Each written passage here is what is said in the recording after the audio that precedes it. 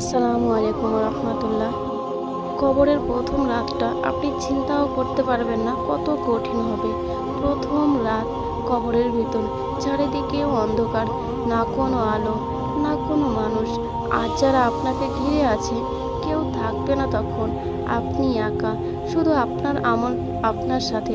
হয়তো তখন আপনি ভাববেন, আর একটু সময় যদি পেতাম, আর একটু যদি নামাজ পড়ে নিতাম, আর একটু যদি তওবা করে নিতাম।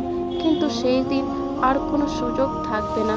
দুইজন ফেরেশতা আসবে, প্রশ্ন করা হবে তোমার রবকে। সেদিন আপনার উত্তরটা হবে আজকের জীবনটা। আজকে আপনি কিভাবে কাটাচ্ছেন আপনার জীবন, তার উপর ভিত্তি করে প্রশ্নটা উত্তর দিতে পারবেন। তাই এখনও সময় আছে নামাজে ফিরে আসার, আল্লাহর কাছে ফিরে আসার। কারণ কবরের প্রথম রাত খুব কঠিন। কবরের প্রথম রাতটাও এত সহজ না। আপনার জীবনটাই আপনাকে উত্তর দিয়ে দিবে আপনি কবরের ভিতরে সে প্রথম দিন উত্তর দিতে পারবেন কিনা। একবার শুধু চিন্তা করুন, আপনি কিভাবে আপনার জীবনটাকে কাটাচ্ছেন। আপনি কি কবরের জন্য প্রস্তুত? আপনি কি পারবেন সেই প্রশ্নের উত্তর দিতে? যদি না পারেন তাহলে এখনও আপনার হাতে সময় আছে। আপনি বেঁচে আছেন মানে আপনার কাছে সময় আছে। আপনি তওবা করে ফিরে আসুন আল্লাহর কাছে। পড়ুন নামাজ, কোরআন আঁকড়ে ধরুন। কারণ একজন মুসলিমের উচিত সবসময় কোরআন হাদিস এবং আল্লাহকে মেনে চলার, আল্লাহর নিয়মকানুনকে মেনে চলার। জানি আমাদের মধ্যে পাপ হবে, পাপ তো হবে, এটা স্বাভাবিক। কিন্তু আল্লাহ সুযোগ রেখেছে ক্ষমা চাওয়ার। তাই ক্ষমা চাইতে হবে আল্লাহর কাছে। ফিরে আসুন, এখনো সময় আছে।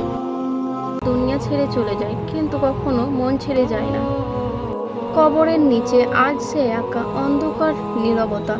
কেউ নেই তার পাশে, আর আপনি এখনো এই দুনিয়ায় ব্যস্ত। কখনো কি ভেবেছেন সে কি এখনো আপনাকে দেখছে? হয়তো সে আপনাকে দেখতে পাচ্ছে না, কিন্তু আপনার প্রতিটা দোয়া তার কাছে পৌঁছে যাচ্ছে। আর আপনি যখন গুনাহে ডুবে যাচ্ছেন তখন সেই কষ্ট তার জন্য ভারী হয়ে যাচ্ছে। সে হয়তো আজ চাই আপনি নামাজে ফিরে আসুন, আল্লাহর কাছে ফিরে আসুন।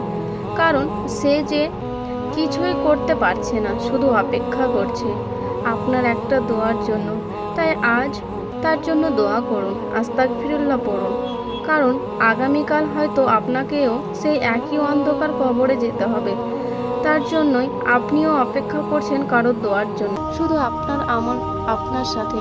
হয়তো তখন আপনি ভাববেন, আর একটু সময় যদি পেতাম, আর একটু যদি নামাজ পড়ে নিতাম, আর একটু যদি তওবা করে নিতাম। কিন্তু সেই দিন আর কোনো সুযোগ থাকবে না।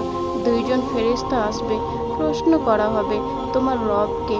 সেদিন আপনার উত্তরটা হবে আজকের জীবনটা। আজকে আপনি কিভাবে কাটাচ্ছেন আপনার জীবন, তার উপর ভিত্তি করে প্রশ্নটা উত্তর দিতে পারবেন। তাই এখনও সময় আছে নামাজে ফিরে আসার, আল্লাহর কাছে ফিরে আসার।